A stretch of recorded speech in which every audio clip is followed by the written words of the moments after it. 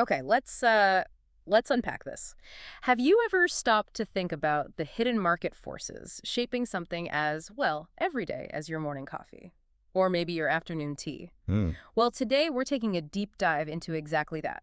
We're focusing on the global coffee and tea capsule market. Right. And our source, it's this really comprehensive market forecast. It's packed with data starting from 2021, and it looks all the way out to 2033. So quite a long view. Exactly. And our mission really is to cut through all those numbers and just pull out the most important nuggets of knowledge for you. From the big overall trends to some regional surprises and even some booming country-specific growth stories that you might not expect. Yeah, and what's fascinating here, I think, is how these figures aren't just statistics on a page. They're like a mirror, aren't they? Yeah. Reflecting these profound shifts in how we as consumers behave Hmm. and also broader global economic trends. Okay. So we're looking beyond just the numbers to understand well, the powerful forces shaping how millions, maybe even billions, enjoy their daily drinks around the world. Right.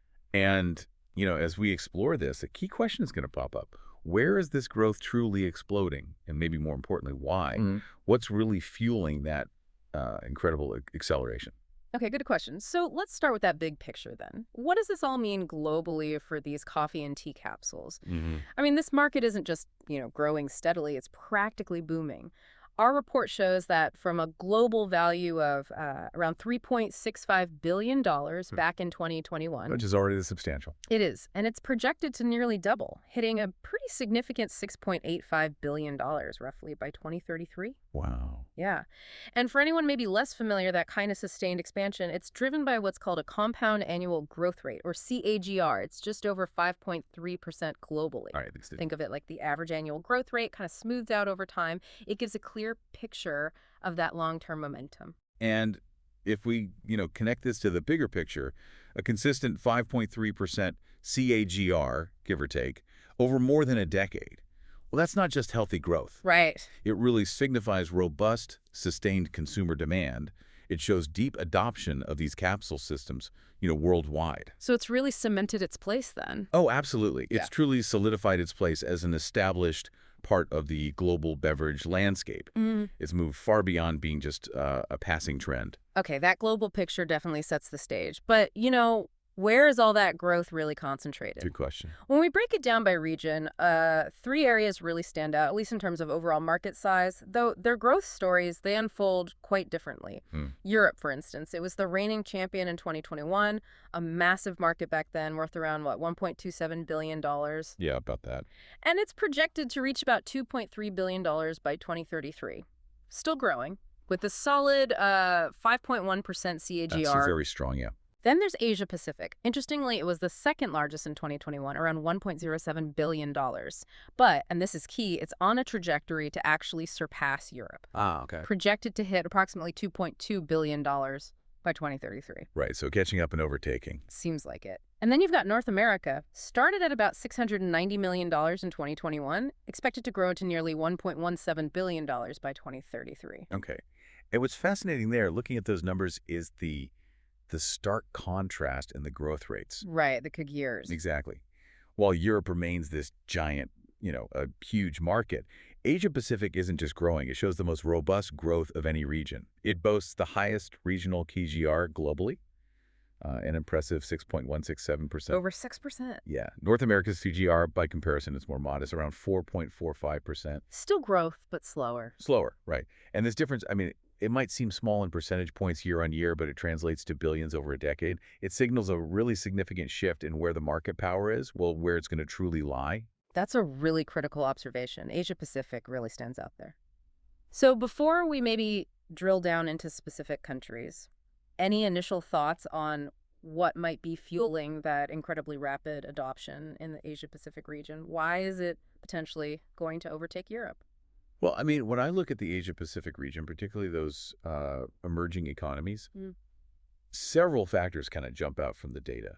Like what? We're talking about increasing urbanization, for one.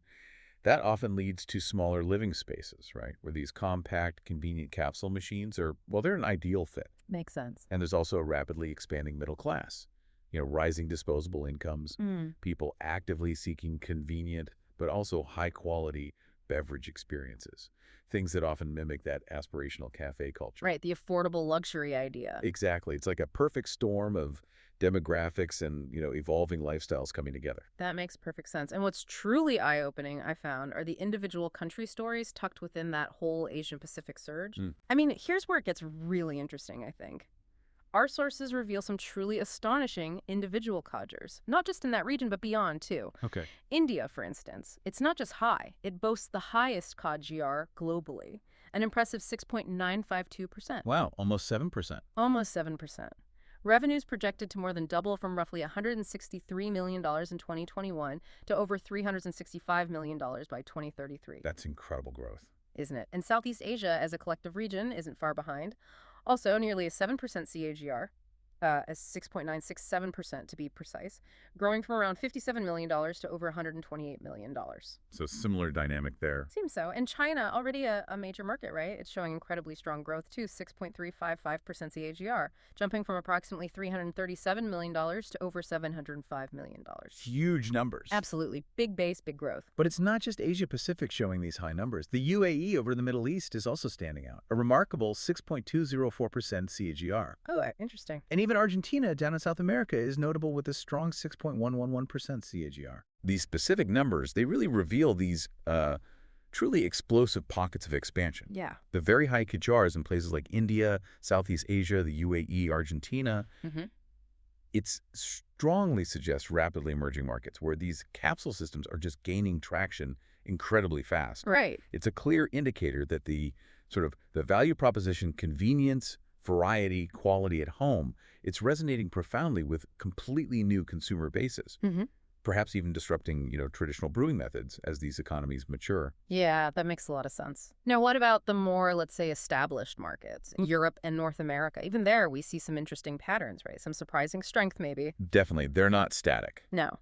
In Europe, while the overall growth is solid, like we said, certain countries are showing particular dynamism. Germany, for example, it's boasting the highest European CGR.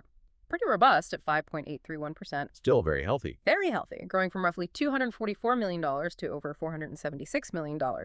The UK and Spain are also strong performers, both hovering around a solid 5.4% CGR. But in contrast, you look at Russia, it shows the most modest European growth in the forecast, just 3.076% CAGR. So it highlights some distinct regional variations within Europe itself. Absolutely. And then looking across at North America, the United States remains, well, the dominant force there. Sales increasing from roughly $571 million to over $951 million.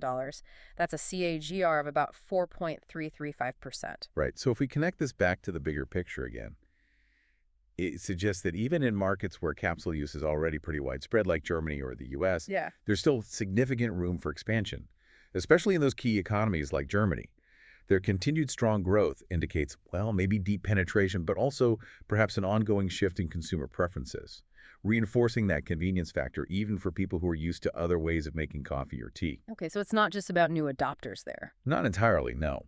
But the slower growth in Russia, for instance, that hints at different market dynamics, maybe related to economic factors, maybe consumer habits that are just less aligned with capsule adoption for whatever reason. Understood. Okay, so beyond these sort of major players, we do see consistent growth, even if it's varied, across other continents too. It really demonstrates the truly global reach of this market, doesn't it? Yeah, it really does. South America as a whole continent shows a healthy overall 5.584% CAGR. The Middle East, not far behind, 5.546% CAGR overall. And even Africa, which, while it has the lowest regional CAGR on paper at 4.707%. Still positive growth. Exactly. Still set for significant growth in absolute terms, from around $76 million in 2021 up to over $148 million forecast by 2033. And within Africa, you see countries like South Africa leading the way, relatively speaking, with a 5.259% CAGR, and Nigeria close behind at 4.949%. Yeah, and this broad base of growth, across all regions, it really just underscores the universal appeal of convenience, doesn't it? And the increasing adoption of these brewing methods. It's clearly not just a phenomenon limited to, say, wealthy nations anymore. It's becoming a growing trend, even in markets that are currently smaller in scale. It indicates perhaps a global shift in how people approach their daily coffee and tea rituals.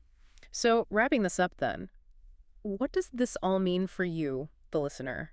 We've seen the global coffee and tea capsule market is definitely on a strong upward path, right? Set to nearly double in value to almost $6.9 billion by 2033. A huge market. Huge. We've uncovered Asia Pacific as the clear leader in future growth, driven by these powerhouses like India and Southeast Asia. But we've also seen that established markets like Germany, they continue to expand robustly. It really paints a picture of a very dynamic, constantly evolving industry. Indeed, it does. And, given the sustained global growth and this really widespread adoption of coffee and tea capsules, Yeah.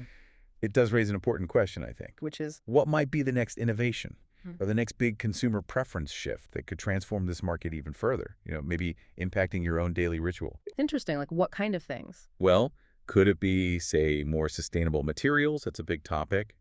Or maybe more advanced, personalized flavor profiles. Or perhaps even, broader integration into smart home systems. The future of your cup might actually hold more surprises than you think. That's a great thought to end on. Okay, well, thank you for joining us on this deep dive into the fascinating world of coffee and tea capsules. My pleasure. We really hope you've enjoyed gaining these insights as much as we have.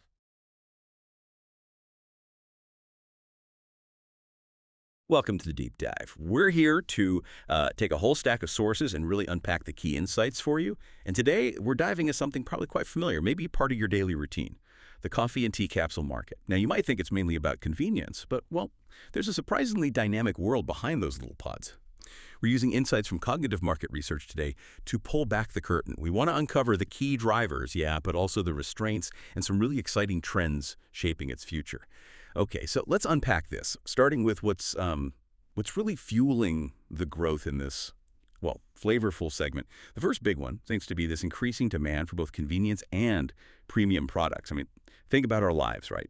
So fast-paced, especially for, millennials, busy professionals. We're all looking for that quick, easy way to get a really satisfying, high-quality drink.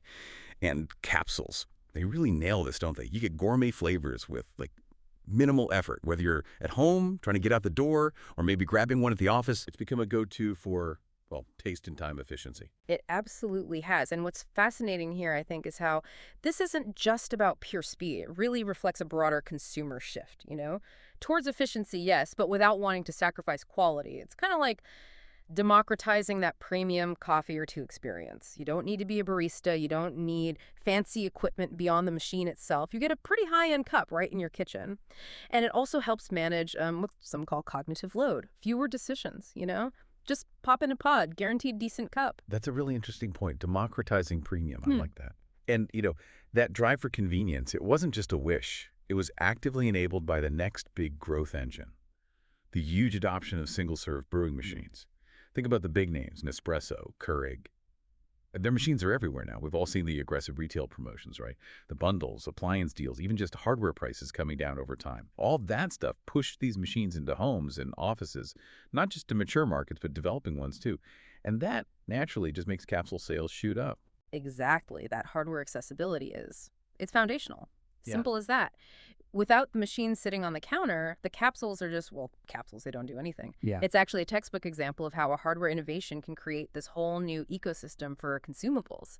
Makes it super easy for people to just keep buying the pods. Yeah, a perfect ecosystem. And building on that accessibility, the market also thrives because of just the sheer variety now, the diversification in flavors and even functional products.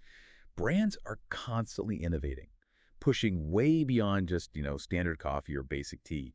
We're seeing really exotic single-origin coffees like Ethiopian or Sumatran blends right alongside these wellness teas infused with things like turmeric or chamomile matcha. And that this isn't just for general drinkers. It caters to really specific niches.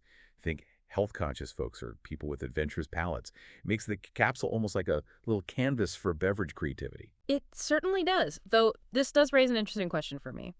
When you diversify that much, is there a risk? Do you end up overwhelming people with choice? Or does it genuinely expand the market by pulling in those people looking for very specific health benefits or, unique tastes?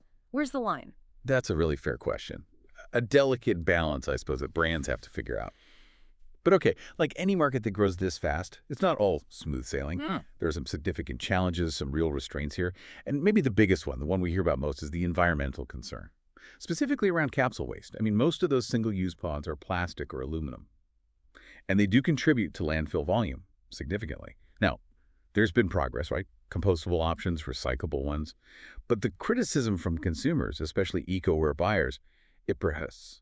And that environmental pressure, it can definitely sway how people see a brand and what they decide to buy. It really highlights that paradox of modern consumption, doesn't it? We want the convenience, the little bit of luxury, the ease, but we're also increasingly aware, sometimes uncomfortably aware, of the hidden environmental cost. So the industry isn't just battling waste itself, it's also fighting a kind of perception battle that directly hits brand loyalty, especially I think with younger consumers who often put sustainability higher on their list. That tension, it's a major hurdle. That tension is definitely real. And while sustainability is one big challenge, there's another, maybe more immediate one for a lot of consumers. It hits the wallet. I'm talking about the higher cost per serving. Let's face it, capsules, for all their convenience, they generally are more expensive than buying ground coffee or loose-leaf tea, and this price sensitivity gets even more noticeable in, say, developing regions, where budget-conscious consumers might just prioritize value over that extra convenience, which naturally limits how far the market can penetrate. That's a critical economic point. It's a good reminder that while, yeah, the desire for convenience might be pretty universal, the ability or willingness to pay that premium for it, that varies a lot. For many people, that small extra cost per cup really adds up over time, makes traditional methods just seem more sensible economically. So yeah, cost can definitely slow down adoption, even if the product itself is really appealing. Good point. And then there's a third restraint, related maybe to the hardware point we made earlier. It's about compatibility and brand loyalty issues, or maybe forced loyalty. Many capsules are designed specifically for certain machines, right? Which effectively kind of locks consumers into particular brands. And that lack of flexibility, well, it can put off new users, makes it harder to just try something different. Especially tough for smaller emerging brands who just can't compete with those big established machine ecosystems. It creates a real barrier to entry, hinders diversification, and makes it harder for those smaller players to grow. Absolutely, and this raises that question again, but from a different angle. It's about market control, isn't it? These proprietary systems, they create a really powerful competitive advantage, a moat for the big players. But the flip side is they do limit consumer choice. And they potentially stifle innovation from outside that system. It basically forces new brands into a tough spot. Either invest a ton of money building their own machine system, which is hugely expensive, or try to work within the existing systems, maybe making compatible pods, but that can be restrictive too. It really shapes the whole competitive field. Okay, so we've got drivers, we've got restraints, quite a complex picture. So what does this all mean for the future? Let's talk about the exciting trends that are shaping the industry right now. First up, and this links back to the environmental concerns, we're seeing a really strong shift towards sustainable and compostable capsules. Major players are definitely responding to that eco-criticism. They're introducing biodegradable options, reusable pods, capsules made from plant-based materials. And these innovations, they line up perfectly with tightening environmental regulations, yes, but also that growing consumer demand for sustainable living. We see that strongly in Europe and North America especially. It's quite fascinating, actually, how a major challenge like environmental impact can pivot to become a driver for innovation. This isn't just about, damage control or appeasing critics anymore. It's becoming about proactively adapting to where society and regulations are heading. And in doing that, they're opening up whole new product lines, new market opportunities. It shows a certain agility in the industry, I think. It really is adapting to survive and maybe even thrive. Okay, second trend, the rise of online and subscription-based sales models. This is huge. Brands are increasingly bypassing traditional retail, reaching consumers directly through their own websites, through e-commerce platforms, and they're offering these curated subscription services. Sign up, get a box of pods delivered every month. The benefits, well, personalized flavor kits, that monthly convenience factor, sure. But for the brands, it boosts customer loyalty, creates predictable recurring revenue. This whole digital shift is fundamentally reshaping how capsules are sold. It's not just about the supermarket aisle anymore. That's a great point. And if you connect that to the bigger picture, these digital strategies, they're creating completely new ways to engage with customers. It allows for direct feedback loops, much more personalized offers based on past purchases, and generally a much deeper relationship with the customer than traditional retail ever really allowed for. It's moving towards building almost a community around the product, not just selling a commodity. Building community. Yeah, that's interesting. Okay, final trend we're seeing. Robust expansion into emerging markets. But not just selling the same old stuff. They're doing it with customized, often cafe-style offerings. Hmm. You see coffee culture really spreading across parts of Asia, Africa, Latin America. And the smart brands, they aren't just shipping their standard Western European or North American pods. They're actually customizing products, Yeah. introducing regional flavors, maybe cafe-inspired drinks like capsule cappuccinos or masala chai pods, lattes in a pod.